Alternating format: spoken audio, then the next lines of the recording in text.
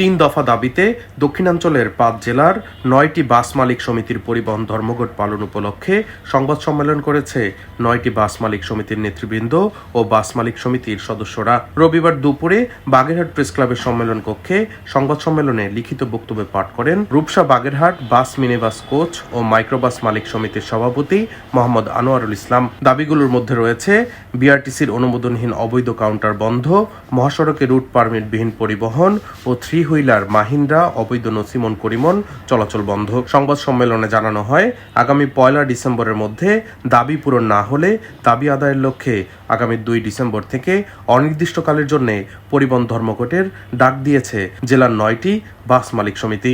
এ সময়ে উপস্থিত ছিলেন বাগেরহাট আন্তজেলা বাস মিনিবাস কোচ ও মাইক্রোবাস মালিক সমিতির সভাপতি সর্দার লিয়াকত আলী, সাধারণ সম্পাদক মোহাম্মদ শহীদুল ইসলাম, সিনিয়র সহসভাপতি শাহজাহান মিনা, মহিষপুরা খুলনা আন্তজেলা বাস মিনিবাস মালিক সমিতির সভাপতি Sheikh Masudur Rahman, Rupsa Bagerhat bus minibus coach ও মাইক্রোবাস মালিক সমিতির সাধারণ সম্পাদক মোহাম্মদ মহিউদ্দিন, ঝালকাঠি জেলা বাস ও মিনিবাস মালিক সমিতির সভাপতি আনিসুর রহমান সহ অন্যান্য নেতৃবৃন্দ। পরে প্রেস ক্লাবের সামনে ৩ দফা দাবি আদায়ের লক্ষ্যে এক মানববন্ধন করেন তারা।